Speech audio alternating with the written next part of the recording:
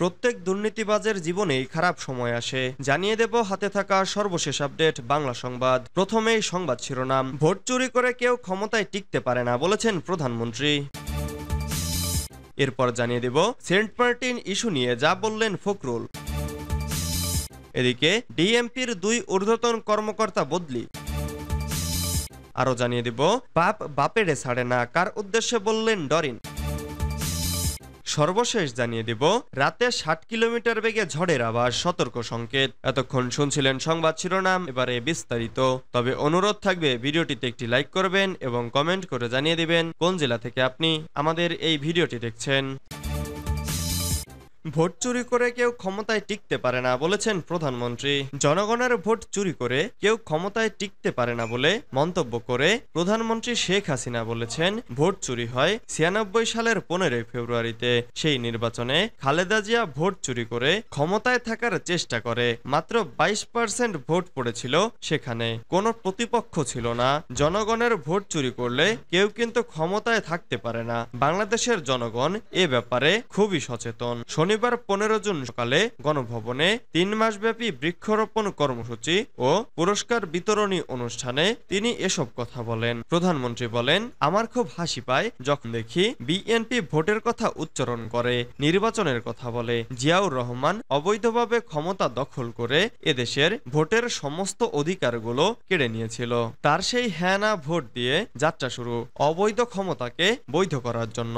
একাধারে সেনা প্রধান, তারপর আবার নিজেকে রাষ্ট্রপতি ঘোষণা দিয়ে ক্ষমতা এসে রাষ্ট্রপতি নির্বাচনী প্রহসন, ক্ষমতার মসনদে বসেই দল গঠন, ক্ষমতার উচ্ছিষ্ট বিলিয়ে যে দলটি গঠন করে তাকে আবার জিতিয়ে আনার জন্য ভোট চুরির একটা প্রক্রিয়া এদেশে শুরু করিল। প্রধানমন্ত্রী আরো বলেন, জিয়াউর রহমানের পরে তারই পদাঙ্ক অনুসরণ করে এরশাদ ক্ষমতা এসে জনগণের ভোটের অধিকার নিয়ে ছিনিমিনি খেলে। এদেশের কৃষক শ্রমিকরা সব সময় অবহেলিতই থেকে যায়। এরপর আসলো খালেদা জিয়া। সেও ক্ষমতায় আসার পর দেখা গেল শুধু জনগণের ভোট চুরি করাই না, দেশের কৃষকের ভাগ্য নিয়েও ছিনিমিনি খেলে। সার পাওয়া যাচ্ছে না, কৃষক আন্দোলন করছে। আন্দোলন করার অপরাধে 18 জন কৃষককে গুলি করে হত্যা করেছিল। সেন্ট মার্টিন ইস্যু নিয়ে যা বললেন ফখরুল। মিয়ানমার থেকে সেন্ট মার্টিনগামী নৌযানে গুলি ছোড়ার ঘটনায় ক্ষোভ প্রকাশ করেছেন বিএনপির মহাসচিব মির্জা ফখরুল ইসলাম আলমগীর। তার ভাষ্য, সরকারের দুর্বলতার কারণেই এমনটি ঘটেছে। ফখরুল বলেন, সেন্ট মার্টিনের দিকে গেলেই গুলি ছুড়ছে মিয়ানমার, এরপরও তাদের কিছু বলতে পারছে না সরকার। এটা দাসসুলভ মনোভাব। শনিবার 15 জুন রাজধানীর জাতীয় প্রেস ক্লাবে সংবাদপত্রের কালো দিবস উপলক্ষে আয়োজিত এক আলোচনা সভায় বিএনপির মহাসচিব এসব কথা বলেন। মির্জা ফখরুল ইসলাম বলেন, সেন্ট মার্টিনে কেউ যেতে পারে না, সেন্ট মার্টিনে গেলে গুলি করা হচ্ছে। সেন্ট মার্টিনে খাদ্য সংকট চরম, অথচ সরকার নিশ্চুপ। বিএনপির মহাসচিব বলেন, বর্তমান সরকার 1996 সালে এই সংবাদপত্রের স্বাধীনতা হরণ শুরু করেছে, সচেতনভাবে পরনির্ভরশীল দেশে পরিণত হয়েছে। এরপর যেসব সাংবাদিক সাহস করে কাজ করেছেন তাদের প্রতি কৃতজ্ঞতা জানিয়েছেন ফখরুল বলেন, বেনজির আজিজ আনারের ঘটনা সাংবাদিকরাই তুলে এনেছেন। সেনাপ্রধান জালিয়াতি করবেন, পুলিশ প্রধান ডাকাতি করে দেশে সাম্রাজ্য গড়ে তুলবেন, কল্পনা করা যায়? তিনি আরো বলেন, রাজনৈতিক অঙ্গনে বামডান সবাইকে একটা জায়গায় নিয়ে এসেছি। সাংবাদিকরাও যদি এক প্ল্যাটফর্মে আসে তাহলে দেশে গণতন্ত্র। ডিএমপির 2 ঊর্ধ্বতন কর্মকর্তা বদলি। ঢাকা মেট্রোপলিটন পুলিশের অতিরিক্ত উপ পুলিশ কমিশনার ও সহকারী পুলিশ কমিশনার পদমর্যাদার 2 জন কর্মকর্তাকে বদলি করা হয়েছে। ডিএমপি কমিশনার হাবিবুর রহমান স্বাক্ষরিত এক আদেশে এই বদলি করা হয়। শনিবার 15 জুন এক বার্তায় ডিএমপি জানায়, ডিবি তেজগাঁও বিভাগের অতিরিক্ত কমিশনার মোহাম্মদ এনামুল হক মিঠুকে ডিবির ওয়ারি বিভাগে এবং ডিএমপির এসি মোহাম্মদ জাহাঙ্গীর কবিরকে ডিএমপি মিডিয়া ও পাবলিক রিলেশনস বিভাগের সহকারী কমিশনার হিসেবে বদলি করা হয়েছে। আদেশটি অবিলম্বে কার্যকরের নির্দেশ দেওয়া হয়েছে। পাপ বাপের ছাড়ে না কার উদ্দেশ্যে বললেন ডরিন। ক্ষমতাসীন আওয়ামী লীগের সংসদ সদস্য আনোয়ারুল আজিম আনার কলকাতায় খুন হয়েছেন। এ মামলার তদন্ত চলছে জোরে সোরে। ইতোমধ্যে এ ঘটনায় বেশ কয়েকজনকে গ্রেফতার ও আটকের পর বিভিন্ন চাঞ্চল্যকর তথ্য উঠে এসেছে।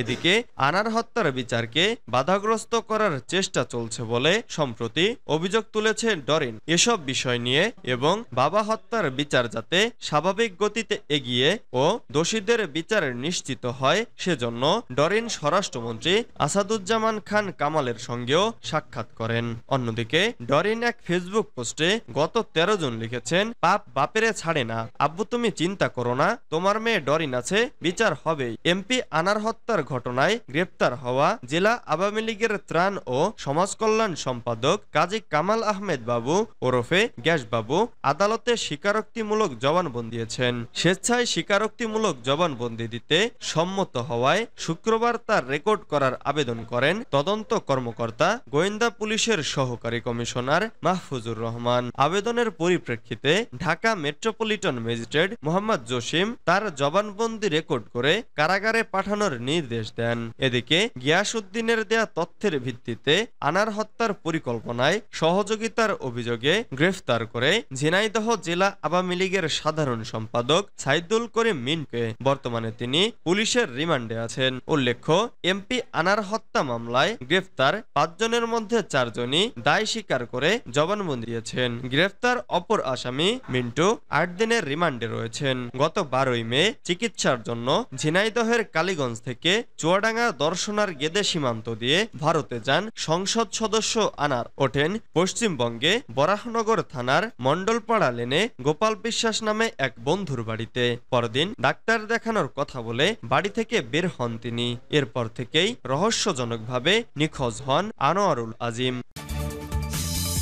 রাতে 60 কিলোমিটার বেগে ঝড়ের আভাস, সতর্ক সংকেত। দেশের 2 অঞ্চলের ওপর দিয়ে ঘন্টায় 45 থেকে 60 কিলোমিটার বেগে ঝড় বয়ে যেতে পারে বলে জানিয়েছে আবহাওয়া অধিদপ্তর। সেই সঙ্গে বজ্রসহ বৃষ্টি হতে পারে। শনিবার 15 জুন দিবাগত রাত 1টা পর্যন্ত দেশের অভ্যন্তরীণ নদীবন্দরগুলোর জন্য দেওয়া এক পূর্বাভাসে এমন তথ্য জানানো হয়েছে। পূর্বাভাসে বলা হয়েছে, নোয়াখালী এবং চট্টগ্রাম অঞ্চলের ওপর দিয়ে পশ্চিম অথবা উত্তর পশ্চিম দিক থেকে ঘন্টায় 45 থেকে 60 কিলোমিটার বেগে অস্থায়ীভাবে দমকা অথবা ঝোড়ো হাওয়া বয়ে যেতে পারে। এ সময় বৃষ্টি অথবা বজ্রবৃষ্টি হতে পারে। এসব এলাকার নদীবন্দরগুলোকে 1 নম্বর সতর্ক সংকেত দেখাতে বলা হয়েছে। অপর এক পূর্বাভাসে বলা হয়েছে, দেশের সব বিভাগে অস্থায়ীভাবে দমকা হাওয়া সহ হালকা থেকে মাঝারি ধরনের বৃষ্টি অথবা বজ্রসহ বৃষ্টির পূর্বাভাস রয়েছে। এর মধ্যে রংপুর, ময়মনসিংহ ও সিলেট বিভাগের কোথাও কোথাও ভারী থেকে ভারী বর্ষণ হতে পারে। ঝড় বৃষ্টির এ প্রবণতা সপ্তাহ জুড়েই অব্যাহত থাকতে পারে বলে ধারণা করা হচ্ছে।